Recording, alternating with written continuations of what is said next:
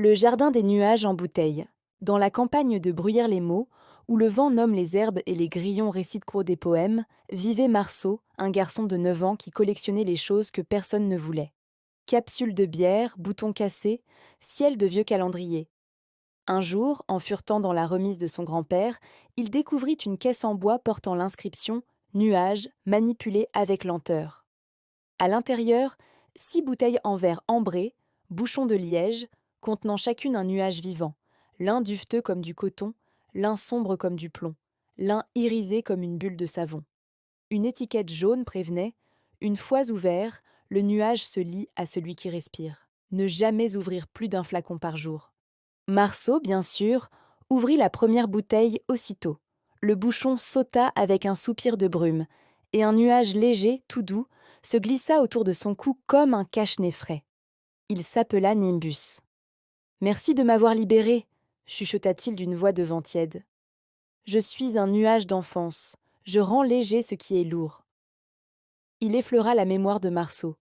Aussitôt le garçon se souvint du goût des madeleines au citron de sa grand-mère, des rires dans la piscine gonflable, des étés qui semblaient ne jamais finir.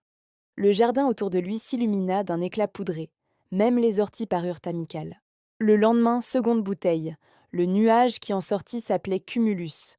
Plus gros, plus bavard, il portait des poches de pluie prêtes à pleuvoir. « Je suis le nuage des questions », dit-il en roulant des gouttes dans sa barbe blanche. Il invita Marceau à grimper sur sa bosse spongieuse. Ensemble, ils s'élevèrent jusqu'à la hauteur des corbeaux. Là-haut, le garçon aperçut la maison, l'école, la route, comme des pages d'un livre encore vierge. Il posa des questions aux nuages. Pourquoi le vent tourne? Où vont les souvenirs qu'on oublie? Chaque question devenait une goutte. Bientôt, un fin crachin tomba sur le jardin, irrigua les tomates, fit chanter les tuyaux de la gouttière. La pluie emportait avec elle la poussière des soucis trop lourds. Troisième jour.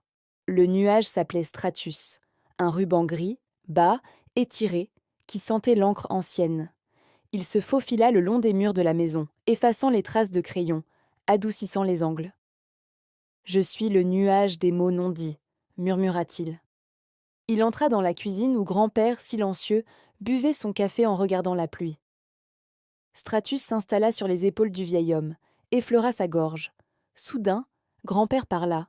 « Tu sais, Marceau, j'ai connu ton grand-mère sous la pluie, à cette table. » Il raconta l'histoire, lentement, et chaque phrase devenait une traînée de brume qui s'accrochait au rideau.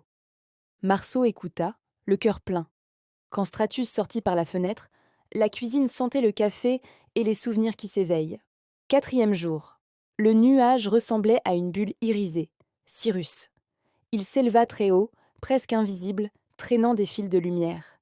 Il dit à Marceau « Je suis le nuage des rêves futurs, attrape-moi si tu peux. » Le garçon tendit la main, saisit un fil, et aussitôt il vit des images. Lui, plus grand, dessinant des maisons pour nuages, inventant des jardins flottants, écrivant des livres qui sentent la pluie. Les images étaient floues, mouvantes, mais chacune laissait dans sa paume une paillette de conviction. Cyrus glissa entre ses doigts, repartit vers l'azur, emportant les rêves trop grands pour rester enfermés. Cinquième jour. Le nuage qui sortit était noir, lourd, chargé d'éclairs timides. Il s'appelait Nimbostratus. Il ne parla pas, mais gronda. Marceau sentit la peur lui pincer l'estomac. Ce nuage sentait la tempête, les larmes, les adieux. Il voulut le reposer sur la table, mais le nuage s'accrocha. « Il faut que je le vive », murmura le garçon. Il s'assit dans l'herbe, laissa le nuage l'envelopper. La pluie tomba, froide, insistait. Sous l'averse, Marceau pleura pour la première fois, pour son grand-mère partie, pour les amitiés perdues, pour les dessins ratés.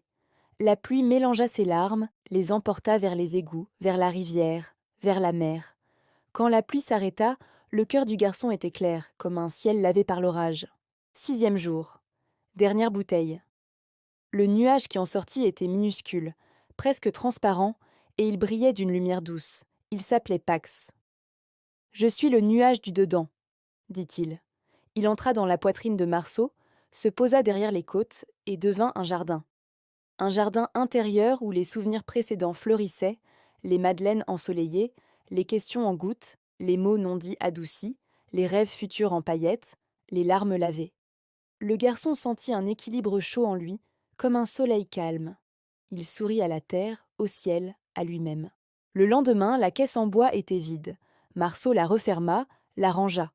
Il sortit ses vieux crayons, ses feutres, ses papiers jaunis et commença à dessiner. Il dessina le jardin des nuages, une madeleine géante comme montagne, une pluie de questions en gouttes, un pont en arc-en-ciel tissé de mots non dits, un horizon de rêves futurs, et au centre, un petit garçon qui marchait lentement, le cœur battant en nuages. Il accrocha le dessin au mur de la remise. Le soir, la buée de la fenêtre forma autour du dessin un halo.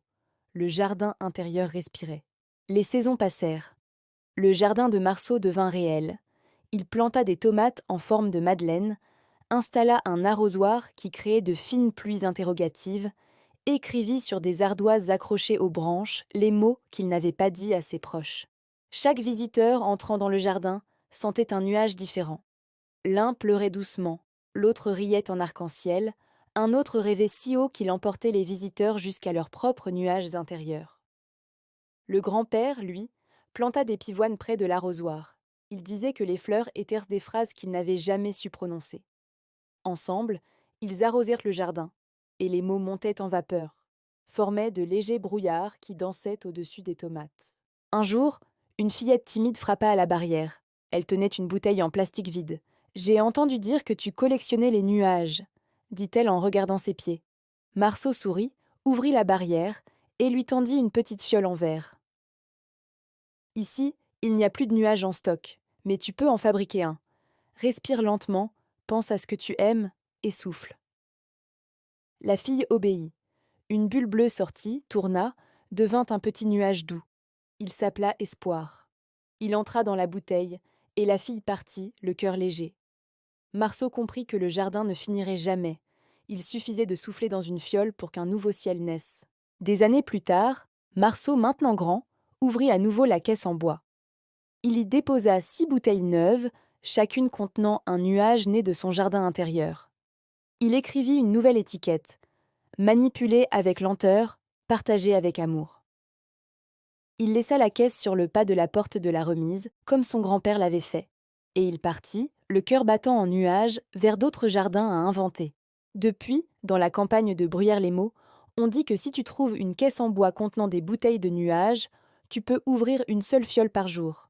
Tu découvriras le nuage de l'enfance, des questions, des mots non dits, des rêves futurs, des larmes lavées et le jardin du dedans. Et quand tu souffleras dans une fiole vide, un nouveau nuage naîtra, prêt à voyager vers le cœur de quelqu'un qui a oublié de respirer.